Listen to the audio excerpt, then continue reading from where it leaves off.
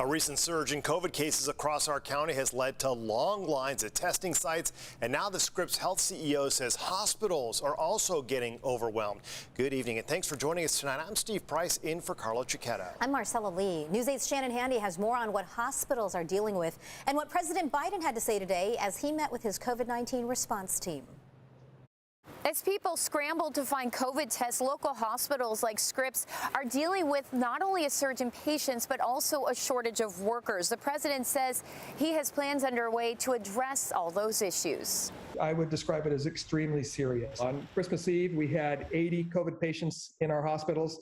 Today, we have 210. Scripps Health CEO Chris Van Gorder says while those numbers aren't as high as they were this time last year, the difference is now his staff is getting sick as well. Because Omicron is so infectious, about 15% of our workforce is out with COVID as well. As a result, surgeries have been canceled and patients are often waiting hours for a bed. This morning, we had 5 medical surgical beds available in the entire healthcare system. But just at Chula Vista alone, I had 19 patients waiting for a bed. Meanwhile, outside the hospital, people are scrambling to get tested for COVID. We got here over an hour and a half before it opened, and there's, I would estimate, already 1,000 people in line. Aaron Knapp was among those who waited hours Tuesday at this county-run COVID testing site in San Marcos. He brought his 3-year-old son who has a cough and says while the long wait is frustrating, being this close to people in line is unnerving. Zero social distancing. Long testing lines are becoming more and more common. So are these signs posted at pharmacies throughout the county alerting customers they're out of at-home COVID tests.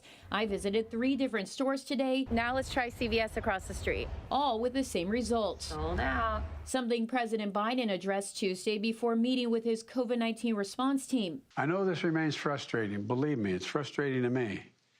But we're making improvements. Biden said hundreds of military doctors and nurses have been deployed to staff hospitals and that FEMA is on standby to provide more beds when needed.